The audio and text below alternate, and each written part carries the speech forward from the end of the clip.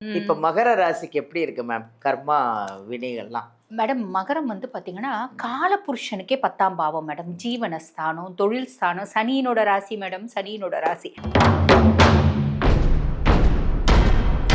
இவங்களுக்கு வந்து பார்த்தீங்கன்னா, ஜீவனஸ்தானத்தின் கர்மா அப்படின்றது இருக்கு. அப்பன்னா ம். என்ன அர்த்தம்? எவ்ளோ நல்லபடியா உழைச்சிருந்தாலும், பூர்வ ஜென்மத்தில அதுக்கான உரிய காச குடுத்துருக்க மாட்டாங்க. ம். எவ்ளோ திறமையா இருந்திருந்தாலும், அவங்களுக்கு வந்து பார்த்தீங்கன்னா, முதலாளித்துவம் அப்படின்றத உங்க கிட்ட காமிச்சிருப்பாங்க. ம். புரியுதுங்களா? அதே மாரி பார்த்தீங்கன்னா, கடன்ல சிக்கிக்கிறது, இந்த மாதிரி விஷயங்கள். நரம்பு சார்ந்த பிரச்சனைகள், எலும்பு சார்ந்த பிரச்சனைகள் இது அத்தனையும் சந்திப்பாங்க மேடம்.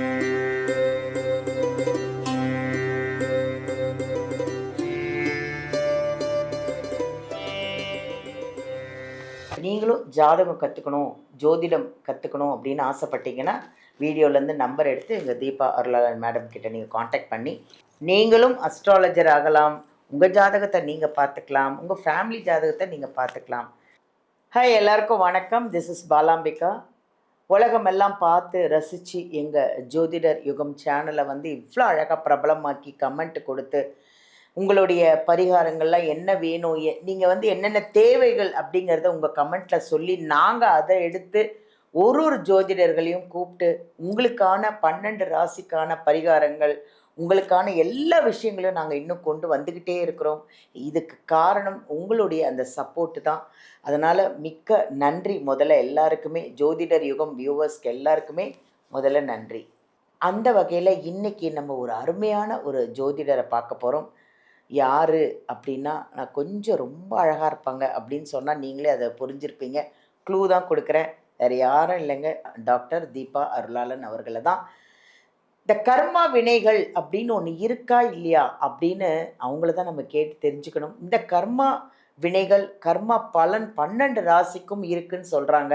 ஸோ அந்த 12 ராசிக்கான கர்மா பலன் என்னென்ன பரிகாரங்கள், என்னென்ன கோவில்கள் இருக்குது, எல்லாருக்குமே இருக்குது கர்மா. அந்த கர்மாலேருந்து நம்ம கண்டிப்பாக வெளியில் வந்து தான் ஆகணும். அதுக்கான பரிகாரங்கள், கோவில்கள்லாம் நம்ம மேம் கிட்ட தெரிஞ்சு 12 ராசிக்கும் இந்த கர்மா பலன் எப்படி இருக்குது அப்படின்னு அலசி ஆராய போகிறோம். வாங்க அவங்கள சந்திக்கலாம்.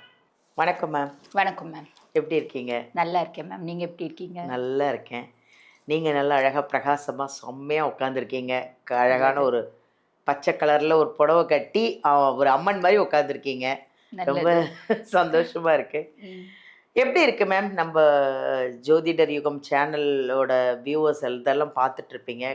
கமெண்ட்ஸ் எல்லாம் எப்படி இருக்குது? அவங்க சார்பாக தான் உங்ககிட்ட நிறைய கேள்விகளை இன்றைக்கி கொண்டு வந்திருக்கிறேன் நான். கண்டிப்பா மேம். கேளுங்க. எப்படி இருக்குது கமெண்ட் எல்லாம் பார்த்தீங்களா? கமெண்ட்ஸ் வந்து எப்பயுமே வந்து பார்த்தீங்கன்னா மேடம், 10 நல்லவங்க இருக்காங்கன்னா, ஒருத்தவங்க கொஞ்சம் வந்து பார்த்தீங்கன்னா, ஒரு நெகட்டிவ் கமெண்ட் போட தான் செய்வாங்க. அது எதுக்கு தெரியுமா? ஆ. இன்னும் உங்ககிட்ட பாசிட்டிவா நிறைய விஷயங்களை கண்டிப்பா, எதிர்பார்த்துட்டு கண்டிப்பா. இருக்காங்கன்னு எப்பயுமே நான் அர்த்தம். அப்படிதான் மேடம் நினைப்பேன். அதாவது ஒருத்தவங்க நம்மள புகழும்போது நம்ம பெருசா வளர மாட்டோம். நமக்கு எல்லாம் தெரியுன்ற எண்ணம் வரும். ஒருத்தவங்க நம்ம குறை சொல்லும்போது, யாருமே குறை சொல்லாத மாதிரி நம்ம சொல்லணும் ஆ. அப்படின்னு இன்னும் தான் வளரும். ஸோ இது பாசிட்டிவ்னு தான் நினைக்கிறேன் நானு.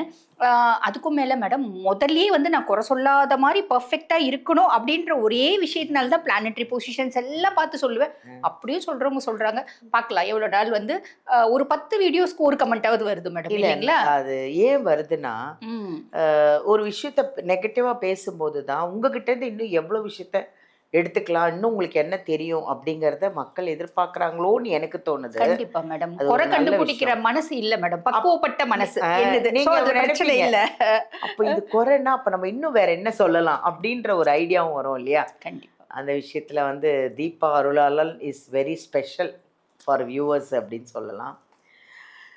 இன்னைக்கு வந்து இந்த கர்ம வினை அப்படின்னு ஒன்று சொல்றாங்க மேம். கண்டிப்பா மேம். அப்படி கர்ம வினைன்னு ஒன்று இருக்கா? கண்டிப்பா இருக்கு மேம். அப்படி இந்த கர்ம வினை அப்படி இருக்குன்னா, இந்த கர்மா பலன் இந்த 12 ராசிக்கும் இருக்கா? ஏன்னா 12 ராசிக்கும் ஒருவேளை என்னோட கர்மா ஏதாவது இருக்குமோ அப்படின்னு மக்கள் நிறைய பேர் வந்து நினச்சிட்டு இருக்கலாம். ஸோ அந்த கர்ம வினைனா என்ன? அந்த கர்மா பலன் 12 ராசிக்கும் பார்க்கலாமா? கண்டிப்பா பார்க்கலாம் மேடம். பொதுவா வந்து பாத்தீங்கன்னா இந்த கர்மிக் எஃபெக்ட்ஸ், கர்ம வினைகள் அப்படின்றது இருக்கதான் மேடம் செய்யுது. நம்ம வந்து பாத்தீங்கன்னா மனுஷங்களா பிறந்திருக்கோம் அப்படின்னாலே பூர்வ ஜென்மத்துல நல்லதும் கெட்டதும் கலந்து செஞ்சிருக்கோம். அதனாலதான் மனுஷ பிறப்பு அப்படின்றது எடுத்திருக்கோம். பூர்வ ஜென்மத்துல நான் என்ன கெட்டது செஞ்சேன், அந்த கெட்டதுக்கான பலனை நான் இந்த ஜென்மத்துல அனுபவிச்சே ஆகணும் இல்லைங்களா? பூர்வ ஜென்மத்துல நான் என்ன நல்லது செஞ்சேன், அந்த நல்லதுக்கான பலனை இந்த காலகட்டத்துல அனுபவிச்சாகணும். உதாரணம், ஒவ்வொரு நட்சத்திரத்துக்கும் கர்மம் அப்படின்றது இருக்கு மேடம், கர்ம வினைகள் அப்படின்றதுக்கு. இன்றைய பதிவுல நம்ம ராசியை பத்தி பேசலாம். பட் மக்களுக்கு தெளிவா புரிஞ்சுக்கிறதுக்காக ஒரு நட்சத்திரம் நான் சொல்றேன். பொதுவா வந்து பாருங்க, இந்த மிருக சீரிடம் நட்சத்திரம், இந்த மிருகன் சீரிடம் நட்சத்திரம் அப்படிங்கிறது வந்து பாத்தீங்கன்னா மேடம், தட்சன் யாகம் நடத்தினான். அந்த யாகம் நடத்தும் போது அந்த யாகத்தி வந்து பாத்தீங்கன்னா ஒரு மான் ரூபம் எடுத்து ஓடிச்சு. ஓடும் போது வீரபத்ரர் வந்து பாத்தீங்கன்னா அதனோட தலையை கொய்துவார். ஏன்னா சதி இறந்துட்டா இல்லைங்களா அந்த யாகத்துல வந்து, அவளே வந்து பாத்தீங்கன்னா உக்ரத்துல அவ இறந்துருவா, தீப்பத்தி எரிஞ்சிடும் உடம்பு. ஆக அவளே வந்து அவளை தீ குளிச்சுப்பா அப்படின்னு சொல்லலாம். அப்ப ஈச நிஷ்டையில இருந்து கலைஞ்சு வீரபத்ரனை அனுப்புறார். என்ன நீ அங்க பாரு, தட்சனோட தலையை கொய் அப்படின்னு சொல்லிட்டு. அப்பதான் வந்து பாத்தீங்கன்னா முதல்ல தட்சனோட தலையை கொய்துடுவாரு. கொய்த பின்னாடிதான் அந்த உடம்பு தனியா இருக்கும், தலை தனியா இருக்கும். அதுக்கப்புறம் அந்த யாகத்தி அங்க நடக்கக்கூடிய பிரச்சனைகளை பார்த்து பயந்து ஓடும். மான் ரூபம் எடுத்து ஓடும்போது அதனோட தலையை கொய்துவார் வீரபத்ரன். அந்த கொய்தப்பட்ட தலை தான் மிருகசீரிஷ நட்சத்திரம். பொதுவாவே மிருகசீரிட நட்சத்திரம் இப்ப ரஜினி சார் படத்துல ஒண்ணு சொல்லுவாங்க, பேய்களுக்கு ரொம்ப பிடிச்ச நட்சத்திரம் அப்படின்ற ஆஸ்பெக்ட்ல எடுக்க முடியாது. என்னன்னா ரொம்ப ஸ்பெஷல் மேடம், ரொம்ப ஸ்பெஷல். மிருகசீரிஷ நட்சத்திர பர்சனாலிட்டிஸ் கிட்ட நம்ம அளவுக்கு அதிகமா பேசக்கூடாது. பேசி அவங்க மனசு ரொம்ப கஷ்டப்பட்டு இவங்க எல்லாம் நல்லா இருப்பாங்களா அட்டிக்கடிக்க அவங்க பேசிடுவாங்க. அதாவது கொஞ்சம் கோவம் வந்து அவங்கள நம்ம வந்து கிளறி விட்டுட்டோம் அப்படின்னா அவங்க சாலிடா பேசுவாங்க. அது ரிஷபத்துலயும் வரது உண்டு, மிதுனத்துலயும் வரது உண்டு. மிருகசீரிஷம் ரிஷபம் ரொம்ப வந்து பாத்தீங்கன்னா மனசு கஷ்டப்பட்டு ஒரு வார்த்தை சொல்லிடுச்சு அப்படின்னா பழிச்சிடும். அந்த நட்சத்திர புதுமையான விஷயம், நிறைய பேர் தெரிஞ்சுக்க வேண்டிய ஒரு விஷயம். கண்டிப்பா மேடம். அந்த நட்சத்திரத்தினோட ஒரு தாத்பரியம் என்ன அப்படின்னா மேடம், அந்த நட்சத்திரத்துல ஒரு மனுஷி இல்ல மனுஷன் பிறக்கிறான் அப்படின்னா பூர்வ ஜென்மத்துல ஆன்மீக தேடல் அப்படின்னு அவங்களுக்கு இருந்துச்சு. அந்த ஆன்மீக தேடல் பூர்த்தி ஆகல, அறக்குறையா விட்ட குறை தொட்ட குறையா நான் போயிட்டேன். அந்த ஆன்மா வந்து பாத்தீங்கன்னா மோட்சம் அடைஞ்சிருச்சு. அதாவது அந்த ஆன்மா உடலை விட்டு பிரிஞ்சிருச்சு. அந்த ஆன்மானோட விஷஸை ஃபுல்ஃபில் பண்றதுக்கு இந்த ஜென்மத்துல மிருகசீரிடமா பிறந்திருப்பாங்க. அவங்க எவ்வளோ பெரிய நாட்டுக்கு ராஜாவாவே இருந்தாலும் கடைசியில ஆன்மீகத்தை போய் உட்காருவாங்க. எந்த மிருகசீரிடமானா வச்சுக்கோங்க, ஆன்மீகத்துல நாட்டம் இல்லையா? கமெண்ட் நீங்களே போட சொல்லுங்க பாருங்க. ஒவ்வொரு மிருகசீரிடமும் வாழ்க்கையில 20ல நாட்டம் வரும், 40ல நாட்டம் வரும், 50ல நாட்டம் வரும். அட்லாஸ்ட் அவங்க வந்து பாத்தீங்கன்னா ஆன்மீகத்துல தான் அவங்களோட வாழ்க்கையை வந்து செலுத்துவாங்க அப்படின்றது. ஆன்மீகம்னா நம்ம வந்து பாத்தீங்கன்னா காசுக்காக கமர்ஷியல்லாம் கிடையாது. ஆத்மார்த்தமான ஆன்மீகவாதிகளா இருப்பாங்க. Very good, very good. அடுத்தது மகர ராசி மேம்.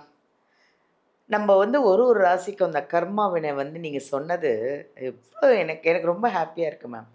கர்மா இருக்குது அப்படின்னாலும் அந்த கர்மாலேருந்து வெளியில் வர்றதுக்கான பரிகாரங்கள், கோவில்கள் சொன்னீங்க பாருங்கள், அவ்வளோ சந்தோஷமாக இருக்கே எனக்கு. ஏன்னா எல்லாருமே ஏதோ ஒரு கர்மாவில் தான் பிறந்துட்டோம். பட் அதுலேருந்து வெளில வர்றதுக்கான வழிகள், அந்த கோவில்லாம் ஒரு வாட்டி போய் நல்லா அந்த தெய்வத்தை கும்பிட்டு, கர்மா ஏதோ தெரியாம செஞ்சிருப்பேன், இந்த ஜென்மத்திலேயாவது என்ன நல்லபடியா வாழ. ஆனா அதுல ஒரு நியாயமே இல்ல மேடம். எந்த ஜென்மத்துல என்ன தப்பு செய்யறோமோ அப்பயே அனுபவிச்சு அப்பயே நீ தண்டனை கொடுத்துடணும். அடுத்த பிறப்பு கொஞ்சம் அனுபவிச்ச போதும்.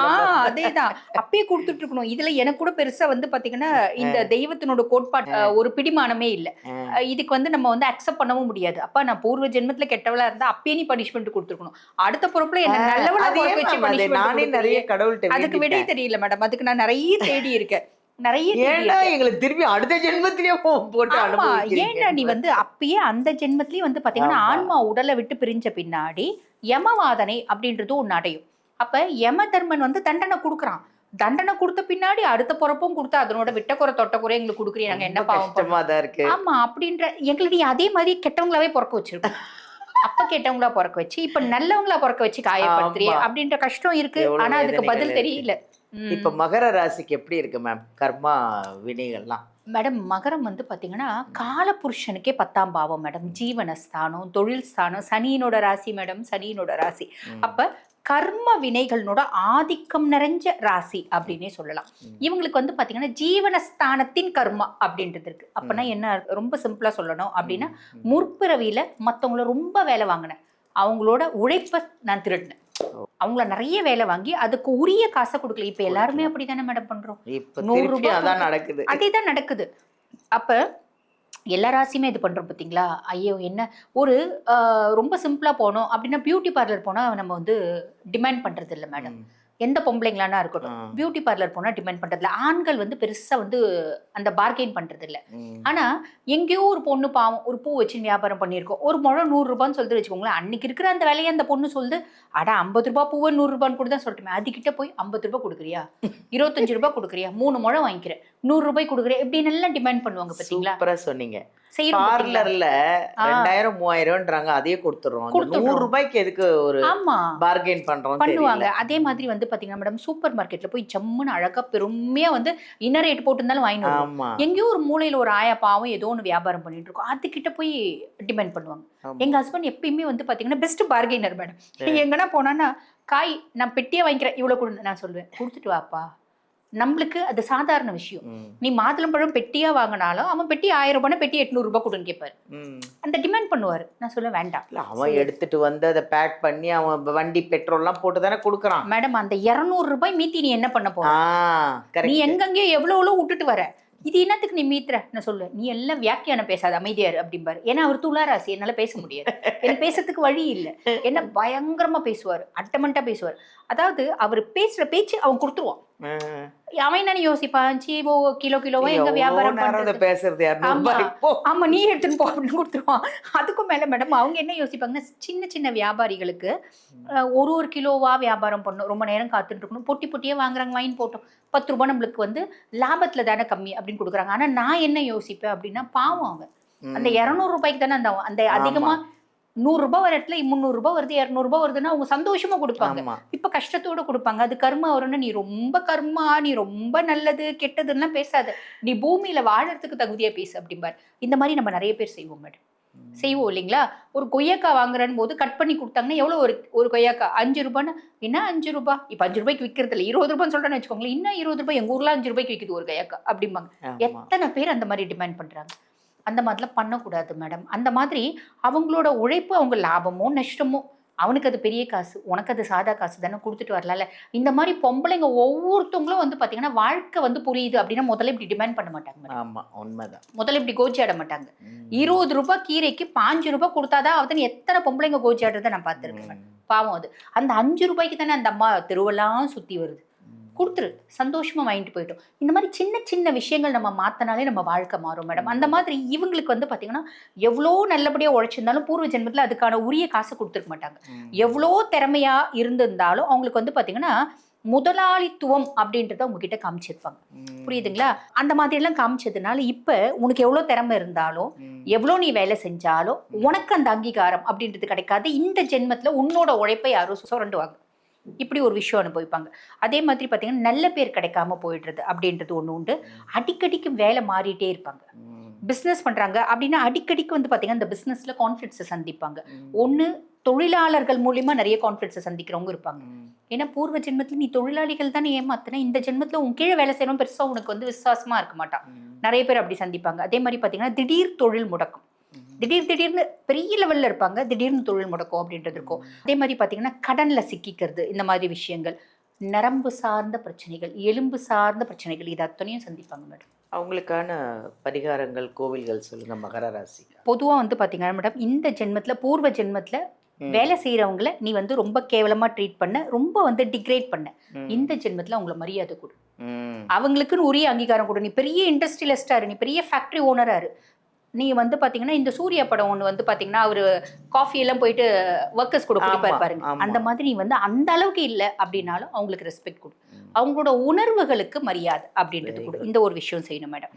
அதே மாதிரி சனிக்கிழமை தோறும் அன்னதானம் பண்றது அப்படின்றது நல்ல விஷயமா இருக்கும். மாற்றுத்திறனாளிகளுக்கு உளுந்து வடை, உளுந்து வடையில உளுந்துல நம்ம எள்ளா கொடுத்தா யாரோ இப்ப வாங்குறது மேடம். உளுந்து வடையில கொஞ்சமா எள்ளு போட்டு அது நம்ம கொடுக்கலாம், அது செய்யலாம். அதே மாதிரி பாத்தீங்கன்னா காக்காக்கு உணவு, இது நம்ம நிறைய பேருக்கு தெரிஞ்சது. காக்காய்க்கு உணவு அப்படின்றது கொடுக்கணும். பொதுவாக வந்து பாத்தீங்கன்னா மேடம் காக்காக்கு நம்ம உணவு கொடுக்குறோம் அப்படின்னா கூட நம்மளுக்கு நிறைய கர்மிக் எஃபெக்ட்ஸ் இருக்குன்னா காக்கா அந்த உணவு வந்து எடுக்காது. நீங்க பார்த்திருக்கீங்க இல்லைங்களா? சோ அந்த மாதிரி. அதே மாதிரி பாத்தீங்கன்னா கோயில் அப்படின்னும் போது திருவிடை மருதூர் மகாலிங்க சுவாமி கோயில், இது வந்து பாத்தீங்கன்னா அவருக்கு நிறைய பேர் இருக்கு மேடம். அந்த ஈசனுக்கு அந்த மருதீஸ்வரன்ற பேர் இருக்கு, மகாலிங்க சுவாமின்ற பேர் இருக்கு, திருவிடை ஈசன்ற பேர் இருக்கு. அந்த மகாலிங்க சுவாமியை போய் வழிபாடு பண்ணிட்டு வரணும். பண்ணிட்டு வர்றது நல்லது. பண்ணிட்டு வராங்க அப்படின்னா இந்த மகரம் அவங்களோட கர்ம வினைகள் வந்து பாத்தீங்கன்னா ரொம்ப ஃபாஸ்டா கரையிறது பார்க்க முடியும் மேடம். Thank you ma'am. எல்லாம் அருமையாக சொன்னாங்க. மகர ராசிக்கு கர்மா இருக்கிறதுனாலும் அந்த அவங்க சொன்ன அந்த பரிகாரம் கோவில்கள் எல்லாமே இந்த ஃபுல்லாக வீடியோ பார்த்து அதை செஞ்சு அந்த மகர ராசி கர்மா வெண்ணிலேருந்து வெளில வாங்க. எல்லாருக்குமே கர்மா இருக்குங்க. ஆனால் இந்த கர்மாலேருந்து வெளில வர்றதுக்கும் மேடம் வந்து ஒரு பரிகாரம் கோவில்லாம் சொல்கிறாங்க. அதை ஃபாலோ பண்ணிக்கோங்க. கர்மா பலன் எப்படி சொன்னாங்க அப்படிங்கிறத பரிகாரத்தோட கோவில்களோட எல்லாமே அவ்வளோ அழகாக சொல்லியிருக்காங்க. அதனால் ஃபுல்லாக வீடியோ பார்த்து நீங்கள் அதுக்கேற்ற பரிகாரங்கள் கோவில்கள்லாம் ஒரு வாட்டி போயிட்டு தான் வாங்கலேன். நம்ம நல்லா இருக்கணும் இல்லையா? அதனால் அந்த நீங்கள் ஃபாலோ பண்ணிக்கோங்க. இன்னும் உங்களுக்கு இன்னும் வேறு ஏதாவது டவுட் இருக்குது, என் ஜாதகம் பார்க்கணும், இன்னும் கர்மா எனக்கு ஏதாவது பிரச்சனை இருக்கா, இதுலேருந்து நான் எப்படி தான் வெளியில் வர்றதுன்னா ஒன்றும் கவலைப்படாதீங்க. நம்ம டாக்டர் தீபா அருளாளன் அவர்களை இந்த வீடியோலேருந்து நம்பர் எடுத்து அவங்கள காண்டாக்ட் பண்ணிக்கோங்க. ஜாதகத்தை போய் பாருங்கள், பரிகாரம் பண்ணுங்கள், கோவிலுக்கு போங்க, ஹாப்பியாக இருங்க. நீங்களும் ஜாதகம் கற்றுக்கணும், ஜோதிடம் கற்றுக்கணும் அப்படின்னு ஆசைப்பட்டீங்கன்னா வீடியோலேருந்து நம்பர் எடுத்து எங்கள் தீபா அருளாளன் மேடம் கிட்ட நீங்கள் காண்டாக்ட் பண்ணி நீங்களும் அஸ்ட்ராலஜர் ஆகலாம். உங்கள் ஜாதகத்தை நீங்கள் பார்த்துக்கலாம், உங்கள் ஃபேமிலி ஜாதகத்தை நீங்கள் பார்த்துக்கலாம். தேங்க்யூ.